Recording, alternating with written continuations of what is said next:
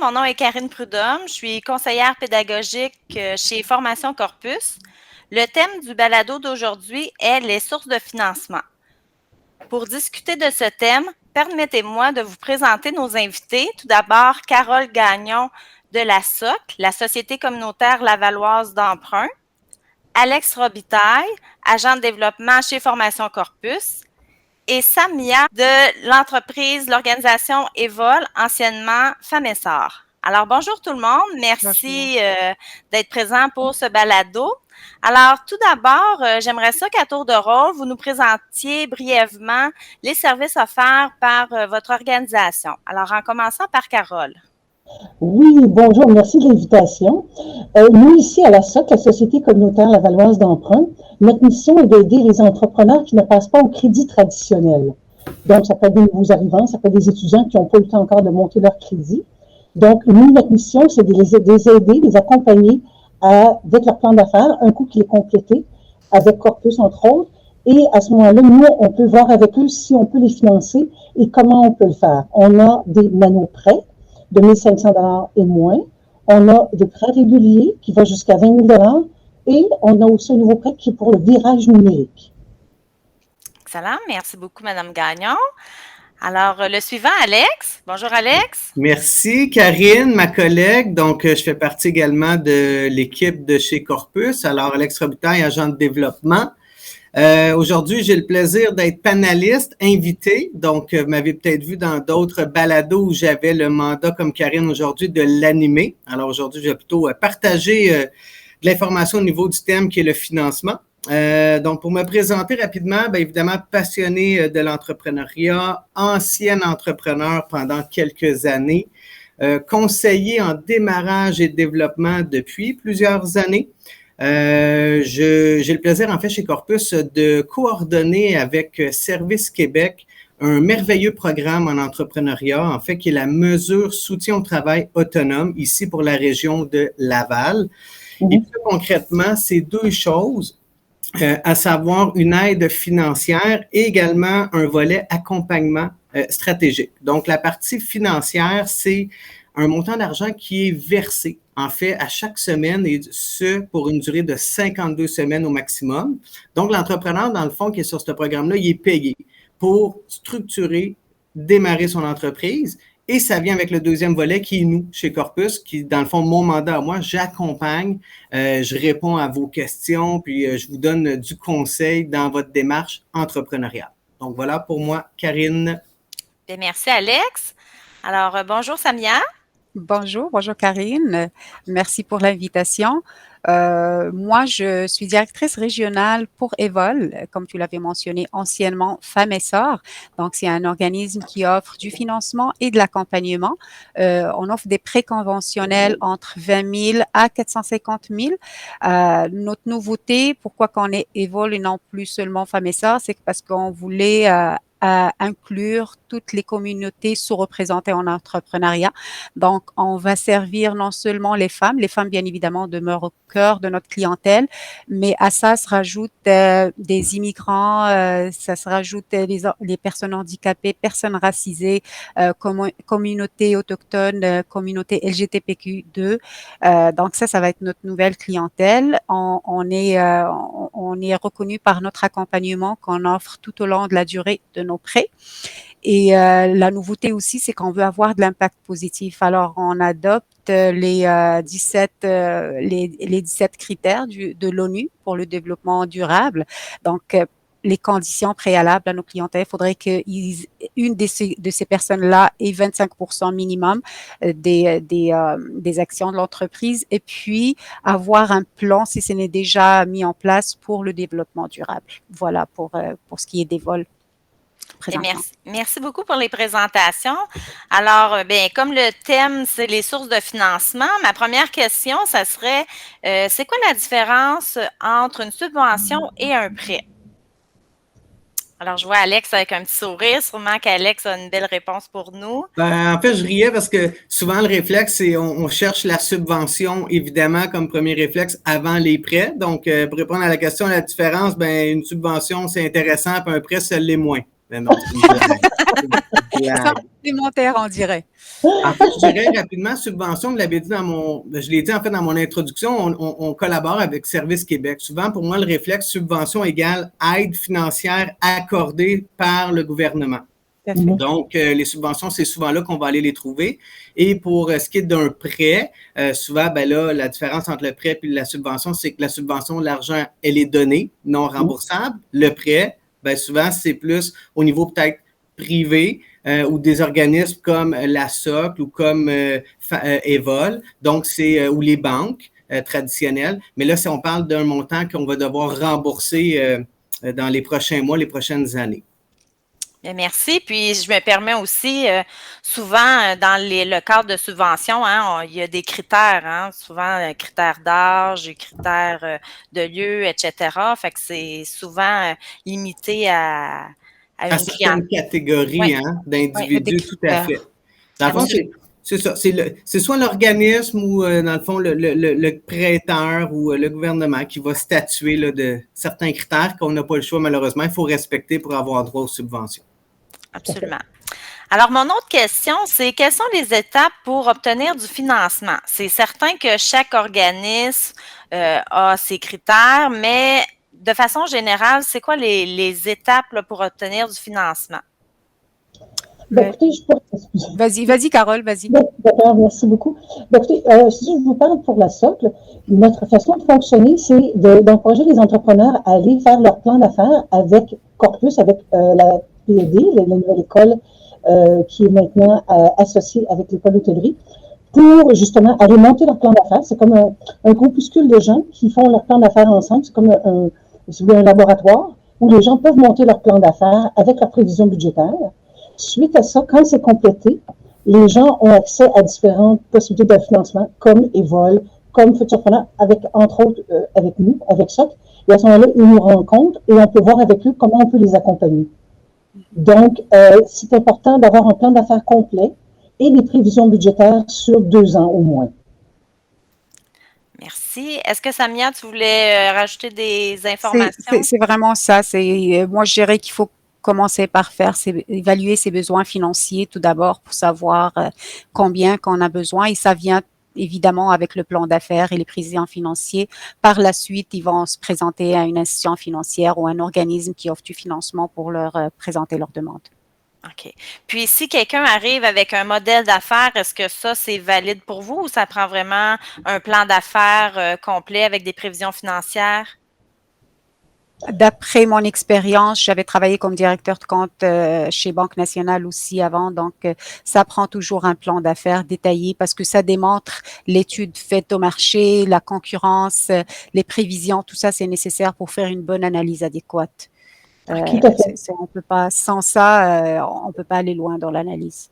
La bonne nouvelle, en fait, Karine, c'est que oui, chez nous, comme Carole l'a dit, dans le programme lancement d'une entreprise, les gens vont faire leur plan d'affaires, vont faire leur planification budgétaire, donc vont dans le fond être en mesure de savoir qu'est-ce qu'ils veulent financer comme équipement. Ensuite, ils vont aller sur le terrain avec les différents partenaires, que ce soit comme la SOC ou Evol, puis il y a Développement économique Laval, il y a Futurpreneur, BDC, les banques traditionnelles, ils ont quand même beaucoup de choix où ils vont pouvoir aller demander du financement. La bonne nouvelle, c'est que oui, on enseigne le modèle d'affaires chez nous, sur les bancs d'école, mais pour le faire, le modèle d'affaires, ils font quand même un plan d'affaires en arrière. Il y a vraiment une réflexion qui est réalisée, qui est écrite. Donc, au final, ils vont sortir avec le diplôme chez nous de formation lancement d'une entreprise, mais aussi avec soit le modèle d'affaires et ou le plan d'affaires. Donc, vont pouvoir aller demander du financement par après.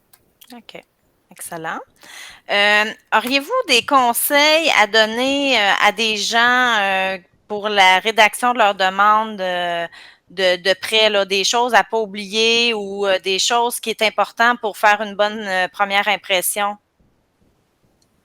Je peux dire que pour les prévisions financières, parce que généralement, quand on regarde une demande, on aime bien l'idée parce que l'idée, elle est développée sur le plan d'affaires, mais on aime bien aussi voir la réalisation puis la faisabilité et la viabilité du projet. Donc, les prévisions financières et les chiffres sont très importants. Il faut que ça soit pas trop optimiste, il faut que ça soit réaliste, faut pas aller trop diminuer dans les dépenses pour gonfler le profit. Il faudrait qu'on soit, parce que on est là aussi, les institutions, on est là aussi pour évaluer et aider ces entrepreneurs-là. Donc, si on voit qu'il y a un manque quelque part, on va les guider. C'est plutôt de nous présenter la réalité selon eux. Puis avec ça, on pourra s'ajuster pour les guider pour ce qui est de mieux, pour qu'ils aient de meilleurs rendements ou la meilleure rentabilité pour leur entreprise. Moi, je dirais la transparence est bien importante là-dedans. OK.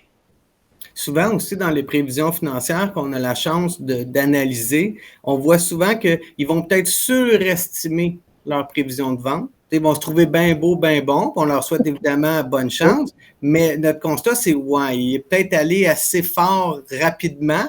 Et l'inverse est aussi vrai au niveau des dépenses. Ils vont minimiser certaines dépenses. Oh non, je ne dépenserai pas dans tel poste ou j'investirai pas massivement en publicité. Puis là, quand on fait un suivi un an plus tard, on réalise que les ventes sont un petit peu plus bas que les prévisions. Puis l'inverse est aussi vrai avec les dépenses. Donc, peut-être juste, comme Samuel disait, peut-être ramener ça réaliste. C'est peut-être une bonne idée.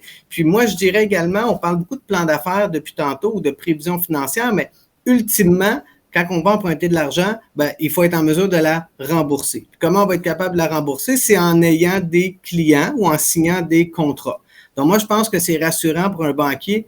Oui, tu peux venir avec ton plan d'affaires, mais si tu as quelques lettres d'intention ou des contrats déjà signés parce que tu es allé valider, dans le fond, ton offre de produits et services auprès de clients, puis tu arrives devant le banquier, puis tu dis, oui, je m'en viens emprunter tant d'argent, mais regarde, j'ai 3, 4, 5 clients là, demain matin, lorsque je vais obtenir mon financement, qui sont prêts à acheter, ce qui me donne une capacité pour rembourser chez vous. Je pense que ça, c'est toujours intéressant également. Tout à fait. Oui. Excellent. Puis, est-ce qu'on doit donner des garanties personnelles lorsqu'on fait des demandes de prêt? C'est-à-dire qu'il faut que la personne qui demande un prêt investisse elle-même dans son projet. Donc, elle ne peut pas compter uniquement sur le bailleur de fonds, ou c'est-à-dire le financier. À savoir qu'il faut que la personne arrive avec son bagage, avec ses équipements, avec des choses qui lui appartiennent déjà, qui vont servir à son entreprise. Donc, oui, c'est nécessaire que l'entrepreneur arrive avec son apport financier, autant que pour sa voiture que pour des outils dont il va se servir, dont les choses dont il a besoin pour faire son travail. Ça fait partie de la demande qui va être évaluée, justement, pour s'assurer que la personne s'est investie elle-même avant de demander du financement. Ça démontre l'engagement de l'entrepreneur. Ça démontre qu'il a confiance en son projet et qu'il va réaliser. Donc, c'est aussi simple si quelqu'un vient vous demander à prêter un ami ou quelqu'un vient vous demander à prêter de l'argent, mais il faudrait qu'il vous prouve qu'il est capable de vous rembourser. Donc, il faudrait qu'il s'engage lui aussi. Fait que la garantie personnelle, c'est une preuve. C'est du cautionnement généralement qu'on demande, le cautionnement. Donc, on précise pas qu'est-ce qu'on va prendre de ses affaires personnelles, mais il faudrait que l'entrepreneur s'organise d'une manière ou d'une autre. Donc, personnellement, parce que des fois, c'est des incorporations, c'est des compagnies enregistrées, donc une personne morale différente de sa personne à lui. Il faudrait que lui-même s'engage aussi pour montrer bonne foi. OK. Donc, dans le fond, oui, de ce que je comprends, il y a des garanties. Puis c'est dans le fond l'entrepreneur qui va aller emprunter dans une banque ou peu importe. C'est sûr qu'il va devoir mettre son nom en arrière, s'engager à rembourser. Dans le fond, c'est ça. Oui, parce que même si c'est, comme je disais, c'est une personne morale, mais l'un fait partie de l'autre. C'est la personne qui est derrière l'entreprise. Donc, c'est pour ça qu'on demande le bilan personnel des entrepreneurs. C'est pour ça qu'on demande leur bureau de crédit, parce qu'on veut analyser les deux personnes. On veut voir l'historique aussi de cette personne-là qui va devoir gérer l'entreprise. C'est quoi ses antécédents? C'est quoi sa capacité et ses compétences pour gérer? Je suis tellement d'accord, Samuel, avec ce que tu dis. Puis ça revient à notre première question ou la deuxième du balado. Tu sais, quelles sont les premières étapes quand tu vas l'emprunter? Fais du ménage dans tes finances personnelles, révise ton bilan. Es-tu surendetté? As-tu commandé ton bureau de crédit? Tu sais, es-tu sexy aux yeux du prêteur? C'est des devoirs que l'entrepreneur se doit de faire. Bien évidemment, Alex, oui. Puis, est-ce qu'il y a des dangers de demander trop de financement ou pas assez de financement? Moi, j'en vois plusieurs. Rapidement, là, j'en ai des fois des entrepreneurs, puis c'est sûr qu'ils viennent chez Corpus parce qu'on a un beau bonbon en étant partenaire dans la mesure STA, qui, on l'a dit tantôt, c'est une subvention. Mais des fois, je trouve ça dommage de voir des nouveaux entrepreneurs qui courent les subventions ou qui courent les concours ou qui courent même les demandes de financement. Pour moi, c'est un danger parce que tu pars pas ton entreprise pour courir du financement ou des subventions. Tu pars pour trouver des clients puis amener une valeur ajoutée auprès de ceux-ci avec ton offre de produits et services. Donc, pour moi, c'est un danger. Puis de trop en demander, des fois, ben, tu perds le goût d'aller vendre. Tu sais, ultimement, là, tu veux signer des clients pour que ton entreprise soit prospère par tes efforts et par la qualité de ton service. Donc, quand tu as trop de financement, ben, tu as trop d'argent disponible dans ton compte de banque. Alors, je trouve que tu es moins... Ça te décourage. Ouais, ou à l'inverse, tu n'es pas assez... alors que si tu manques d'argent et tu as faim, ben c'est l'effet inverse que je vais ressentir. Tu sais, là, il est vraiment terrain en mode prospection pour essayer de se trouver des clients. Pour moi, c'est un peu ça la nuance que je ferais à ce niveau-là. Puis c'est du temps aussi, là, compléter les demandes, soit de prêt ou de financement. Fait que le temps que tu passes à compléter ces demandes-là, ben, tu n'es pas sur le terrain à vendre tes produits, tes services, à faire de la prospection aussi, là. Mais ça revient à dire que si on en demande moins, par contre, si on n'a pas bien évalué, si je reviens à une question avant, j'avais dit pour les étapes de financement, il faut commencer par bien évaluer son besoin. Des fois, il ne faut pas sous-estimer parce que si on fait une demande, généralement, quand on est financier ou à la banque ou dans un organisme prêteur, on va conseiller l'entrepreneur par rapport à ça. S'il me dit qu'il a besoin seulement de 30 000, moi je regarde le projet, j'en ai d'autres dossiers pareils, je peux lui dire, t'étais sûr de qu'est-ce que tu demandes parce que moi je pense voici combien tu aurais besoin. Ça va lui éviter de manquer de liquidité au cours de son projet, puis en même temps de refaire encore les étapes administratives à redemander une demande de prêt, pas étant sûr qu'il va l'avoir ou non. Donc, il faut mieux bien évaluer ses besoins au départ parce que sinon, ça va être un enjeu. Puis, je pense que pour en demander trop, généralement, c'est quand même assez... pour les subventions, c'est différent, mais pour le prêt, je dirais que les prêteurs vont faire l'analyse des besoins selon combien qu'il en a besoin, selon c'est ça. Il faut que le prêt justifie où est-ce qu'on va donner ces fonds-là. Fait qu'on n'en donnera pas trop. Okay. Au contraire, généralement, ils ont tendance à pas tout avoir avec la même institution. Ils devraient cogner à plusieurs portes pour faire un bon montage, pour être assez pour ces financements. Je pense que cet enjeu-là, du point de vue prêt, il n'est pas là, mais je suis d'accord avec Alex pour courir les subventions, ça doit être plus tentant. Puis ma dernière question serait c'est quoi le délai pour obtenir une subvention ou un prêt? C'est sûr que je comprends que c'est variable là, d'une institution à l'autre, là, mais en moyenne, on doit prévoir combien de temps là, pour avoir le décaissé? Je vous dirais que chez SOC, entre le moment où l'entrepreneur arrive avec son plan d'affaires et le déboursement du prêt, on parle de 3-4 mois. Parfait. Il y a un délai de 3-4 mois pour faire les révisions, s'assurer que tout est vrai, qu'on a reçu tous les documents, parce que justement, on a besoin de différents documents outre le plan d'affaires et les prévisions budgétaires. Donc, le temps que tout le processus se fasse, qu'on passe devant un comité de prêt, qui soit approuvé par le conseil d'administration, on parle d'un bon 3-4 mois. Ouais. Okay. Moi, je dirais que généralement, il faut commencer à calculer le temps du moment qu'on a tout complété les documents. Il ne faut pas dire au moment où aujourd'hui je suis allée voir le banquier ou le financier de la première journée de lui parler de mon idée que c'est de là que je commence à compter. Non, il faudrait que du moment que j'ai tout mon dossier complet, c'est à ce moment-là qu'on commence à compter le temps parce que c'est là où les analystes financiers pourront faire leur travail d'analyser le projet. Et là, à ce moment-là, entre le déboursement puis l'analyse, ça peut prendre entre 4 et 8 semaines, dépendamment de la situation économique. Comme on l'a vu avec COVID, ça a été plus lent. Puis là, d'ailleurs, je fais mention à ça. Moi, je pense que dorénavant, mais ce qu'on demande, qui est toujours une partie COVID à commenter dans nos plans d'affaires parce que c'est un risque qui vient automatiquement puis il faudrait le mitiger par une façon ou une autre. Donc, il faudrait en parler dans nos plans financiers des entrepreneurs. Excellent. Au niveau subvention, Karine, là, je ferais le même compte-rendu. En fait, constat, c'est quasiment 3 mois. C'est un 3 mois parce que du moment où le client lève la main, comme Carole l'a dit, il y a de la paperasse, il y a un plan d'affaires, il y a de la validation de terrain. Puis même qu'une fois que nous, les conseillers, on maîtrise bien le projet, l'information, puis on représente bien le promoteur, il y a des étapes comme un comité. Puis ensuite, il y a de la paperasse, puis il faut des fois des signataires pour remettre le chèque de la subvention. Donc, un bon 3-4 mois, là, je pense qu'on est pas mal dedans. Bien, merci à tous. Je pense qu'on aurait pu parler encore pendant plusieurs heures. On voit que c'est quand même quelque chose qui est complexe, mais qui est réalisable avec l'accompagnement de partenaires engagés, dont vous ici présents.